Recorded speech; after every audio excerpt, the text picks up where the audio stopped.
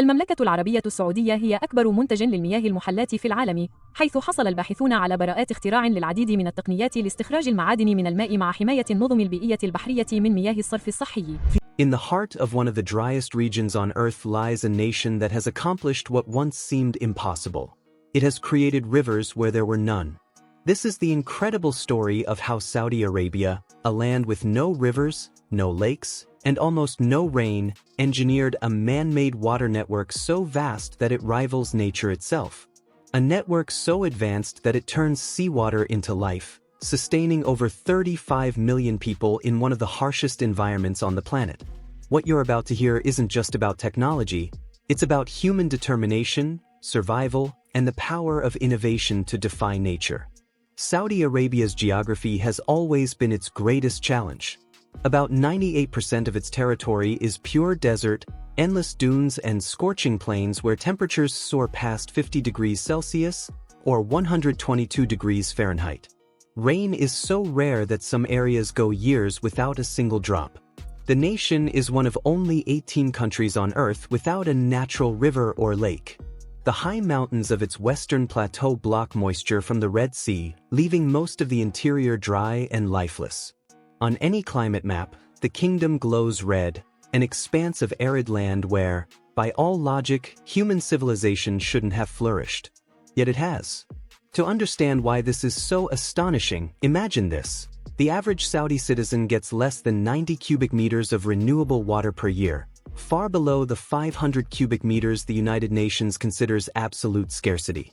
In comparison, an American has access to nearly 9,000 cubic meters. That's 100 times more. Every glass of water, every drop that fills a tap or irrigates a field in Saudi Arabia, is a triumph of engineering over nature. Water here is not just a necessity, it is survival itself. The story of Saudi Arabia's battle for water began in the 1980s, long before solar farms and megaprojects dotted the horizon. Deep beneath the desert sands lay vast underground aquifers. Fossil water formed thousands of years ago during wetter eras. This was ancient water, stored away in hidden reservoirs since before humans built cities. When these aquifers were discovered, it felt like a miracle. Thousands of wells were drilled across the country, and by the early 1990s, the kingdom was pumping out an astonishing 7.5 trillion gallons of groundwater each year. At first, it seemed like an engineering miracle. The desert was blooming. Crops grew in circular green oases visible even from space, powered by centripivot irrigation. Farmers were planting wheat, barley, and vegetables, transforming barren sands into farmland. But that success came at a steep cost. This was fossil water, non-renewable. Once extracted, it could never be replaced. By the early 2000s, the wells began running dry. In some areas, water levels fell by more than 500 feet. Scientists sounded the alarm. By 2012, more than 80% of Saudi Arabia's underground reserves had been depleted. What had seemed like a triumph was now an impending disaster. The government responded quickly. It launched a nationwide water conservation campaign unlike anything seen in the region.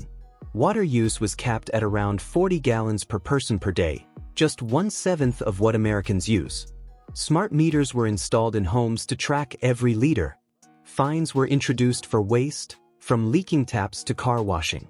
Even agriculture underwent a revolution. Farmers abandoned water-thirsty crops like wheat and turned to drip irrigation, sensors, and precision farming.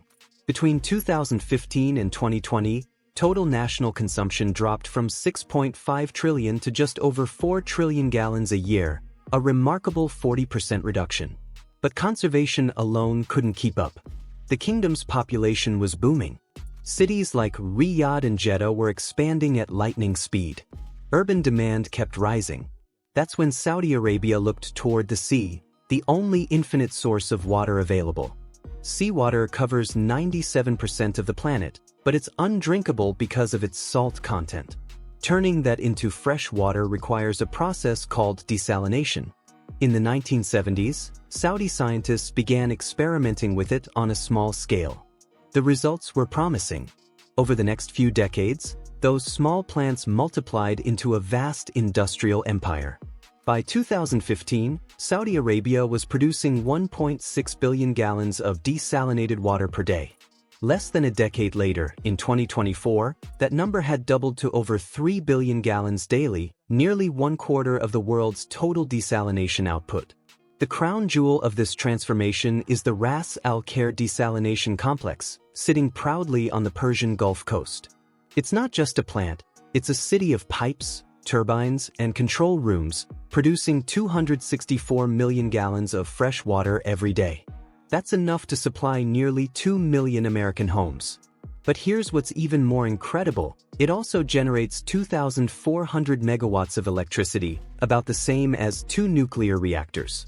This dual-purpose system ensures that both water and power flow to Saudi homes and industries, non-stop, 24 hours a day. Still, desalination on this scale isn't simple. The traditional methods, called multi-stage flash and multi-effect distillation, involve heating seawater until it vaporizes, then condensing that vapor into fresh water. It's reliable but energy-hungry. At one point, desalination consumed nearly 9% of Saudi Arabia's total electricity, a staggering figure for a country that already ranks among the world's top energy consumers. So engineers turned to a new solution, reverse osmosis. Reverse osmosis is essentially high-tech filtration. Instead of boiling water, seawater is pushed through microscopic polymer membranes under high pressure. These membranes trap the salt and impurities, letting only pure water pass through. The process mimics what happens naturally in human cells. What makes it revolutionary is its efficiency. Modern reverse osmosis systems can produce 264 gallons of water using just 2.8 kilowatt-hours of electricity, roughly the same energy needed to power 10 LED light bulbs for an hour. This cut energy costs dramatically and made the process far more sustainable. Over the past decade, Saudi Arabia has converted most of its desalination plants to reverse osmosis, many powered by renewable energy. Giant solar fields and wind farms are now being integrated into the grid, ensuring that the kingdom's quest for water doesn't come at the expense of its environment. Today, nearly 2/3 of Saudi Arabia's urban water supply comes from desalination. In cities like Riyadh, every drop that flows from a tap has likely come from the sea, filtered and purified by advanced technology. But water production was only half the challenge. The next question was, how do you transport it across a nation that stretches over 1 million square miles, much of it covered in scorching desert and rugged mountains? That's where the true engineering marvel begins. Saudi Arabia built one of the largest water transport networks the world has ever seen, a man-made river system spanning the entire country. Over 8,800 miles of massive pipelines snake across the desert, climbing mountains, diving under dunes, and linking every major city and region. Include the smaller distribution lines, and the total network stretches about 880,000 miles, enough to wrap around the Earth 35 times.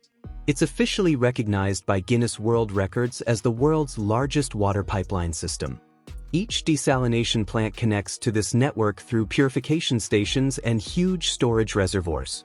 Riyadh's storage system alone can hold over 1.3 billion gallons, the largest covered storage facility on the planet. From there, high-pressure pumping stations push water through steel pipes that maintain constant flow day and night. The result? Nearly 5 billion gallons of clean water delivered daily, the same amount used by the entire state of Texas during its hottest summer days. But here's what makes this feat even more extraordinary. All of this was built in one of the most hostile environments imaginable. The desert sun can cook exposed metal to nearly 150 degrees Fahrenheit, and open canals would lose billions of gallons to evaporation. So instead, engineers designed a fully enclosed system that prevents loss, keeps out sand, and resists corrosion. It's a design born from necessity, a closed-loop river running underground and through steel, unseen yet vital. To keep this artificial river flowing, more than 1,000 pumping stations operate around the clock, using massive turbines to push water uphill over thousands of feet in elevation. Building these systems required an army of workers, heavy machinery, and years of non-stop construction. But the result is a network so efficient that water can travel from the Red Sea coast all the way to Riyadh, a journey of hundreds of miles, and still arrive clean, pressurized, and drinkable. By now, Saudi Arabia had not only solved its immediate water crisis but had also built a model of resilience for the world. Yet the challenge didn't end there. Every liter of fresh water produced came with a hidden cost, a byproduct known as brine. For every liter of fresh water, desalination plants produce about 1.5 liters of concentrated saltwater waste. If dumped carelessly into the sea, this brine can heat the water, suffocate coral reefs, and disrupt marine ecosystems. Saudi scientists were aware of this danger and set out to solve it. They developed systems that dilute and disperse brine safely through deep-sea multiport diffusers and offshore channels. Some facilities even explore brine mining, extracting valuable minerals such as lithium, magnesium, and potassium before the waste is released. This turns a pollutant into an economic opportunity, transforming the byproduct of desalination into raw material for future industries. And then came the next leap: floating desalination plants. By 2022, Saudi Arabia unveiled a new innovation: ship-mounted water factories that can be deployed anywhere along its coast. These floating plants can each produce 13.2 million gallons of water daily, enough for 150,000 American households. They can be moved, expanded, or stationed wherever demand surges. What's more, they're designed to run on renewable energy, helping Saudi Arabia move closer to its ambitious goal of net zero carbon emissions by 2060. These mobile plants represent a new philosophy: water without borders. They allow flexibility, rapid response, and sustainable scalability. If a region faces drought or emergency shortages, these floating rivers can sail in and provide relief within days. Saudi Arabia's journey from drought to abundance didn't happen overnight. It took decades of planning, billions in investment, and an unshakable vision. What the nation has built isn't just a system of pipes and pumps, it's a symbol of survival through innovation, a testament to human ingenuity under the most extreme conditions. But the story doesn't end here. Because the next chapter isn't just about Saudi Arabia, it's about the entire world. As Saudi Arabia mastered the art of turning seawater into drinkable gold, its engineers and policymakers began thinking beyond mere survival. They envisioned something greater, a future where water would no longer be a scarcity, but a foundation for prosperity, agriculture, and industrial growth. The same pipelines that once symbolized desperation would now represent abundance. What began as a national emergency was evolving into a global model for sustainable living in a changing climate. To truly understand the magnitude of Saudi Arabia's achievement, you must picture the vastness of its artificial water grid. Imagine a system so advanced that from the Red Sea coast, pipelines climb mountains over 9,000 feet high, tunnel beneath valleys, and snake across endless dunes before reaching cities hundreds of miles inland. The engineering precision required is staggering. Each pipeline section is built to withstand brutal heat, shifting sands, and even seismic movement. Inside these pipes, high-pressure water travels through monitoring systems equipped with smart sensors that track flow, temperature, and salinity levels in real time. If there's even the slightest drop in pressure or contamination detected, automated systems alert control centers within seconds. But Saudi Arabia's revolution didn't stop at technology.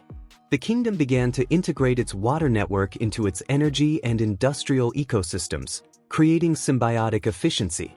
Desalination plants like Ras Al Khair are dual-purpose. They don't just purify seawater but also power entire industrial cities. The waste heat from electricity generation is used to aid water production, while the resulting fresh water cools power plants and supports heavy industries. It's a closed loop, designed for maximum efficiency, a hallmark of Saudi Vision 2030's philosophy of circular economy. However, one of the greatest challenges remained agriculture. Farming consumes roughly 70% of global freshwater supplies, and in a desert nation like Saudi Arabia, that number was unsustainable. So the kingdom embarked on a radical restructuring of its agricultural strategy. Traditional water-intensive crops such as wheat and clover were phased out. Instead, Saudi scientists promoted crops suited to arid conditions: date palms, barley, and alfalfa varieties that could thrive with minimal irrigation. Technologies like hydroponics and aquaponics, where plants grow without soil, using nutrient-rich water, began spreading across the kingdom. In greenhouses powered by solar energy, vegetables like tomatoes, lettuce, and cucumbers now grow in carefully controlled environments that recycle up to 90% of the water used. Even animal farming has been reimagined. Precision livestock systems monitor hydration and feed consumption, ensuring no resource goes to waste. All of this contributes to a new form of desert agriculture, one that doesn't drain the earth but works in harmony with it. To secure water beyond desalination, Saudi Arabia also turned to its skies. Over 500 dams have been built across wadis, the seasonal riverbeds that briefly fill during rare rains. These dams store rainwater and flood runoff, channeling it into underground reservoirs to recharge aquifers naturally.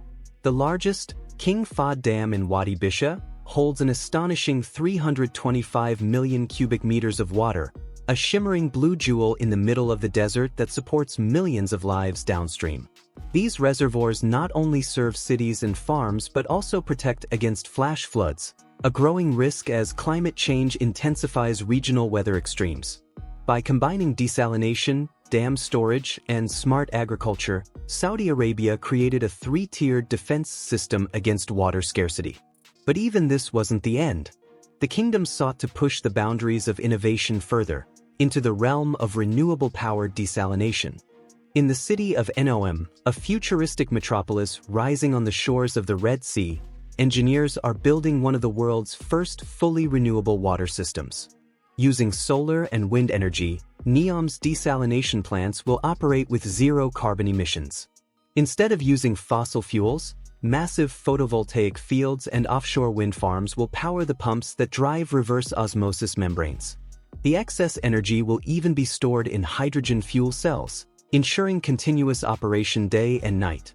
This marks a shift from survival-based desalination to climate-conscious desalination, where technology meets sustainability. Saudi Arabia's National Water Company has also introduced what it calls the National Water Grid Initiative, a plan to integrate every city and region into a unified digital water network. This means whether you're in Riyadh, Jeddah, or a small desert town near Tabuk, your water supply will be managed, tracked, and optimized through a single centralized system. Smart meters already installed in households send real-time usage data to cloud-based platforms that help detect leaks, forecast shortages, and promote conservation automatically. Yet, even with all this progress, desalination remains energy-intensive. To offset this, the kingdom has accelerated its investments in renewables, particularly solar. The Al Kharsa Solar Park and Sakaka Solar Plant are part of a broader plan to ensure that the water of tomorrow is powered by the sun. By 2030, Saudi Arabia aims to generate 50% of its electricity from renewable sources, and much of that will directly feed its water infrastructure. But perhaps the most visually striking innovation is the floating desalination fleet. These mobile plants, stationed along the Red Sea, can move wherever they're needed, a concept that gives Saudi Arabia unmatched flexibility in crisis management. Each barge-sized facility can produce enough water for 150,000 homes daily, running partly on solar and wind. In times of drought or emergency, they can simply relocate, bringing relief to any coastal area. Imagine a future where nations share fleets of such vessels, mobile rivers that can dock at any shore, turning seawater into fresh supplies for millions. Saudi Arabia is also exploring international cooperation to export its water technology. Countries across North Africa and Asia, from Egypt to Pakistan, have shown interest in adopting similar models. The Red Sea Desalination Cluster, one of the largest of its kind, is being studied as a potential template for regional partnerships. In essence, what started as Saudi Arabia's local solution may soon evolve into a global lifeline. Of course, this scale of transformation doesn't come without costs. Desalination and distribution still consume nearly 9% of the nation's total power output, comparable to the energy usage of about 20 million American homes. But this is where innovation steps in again.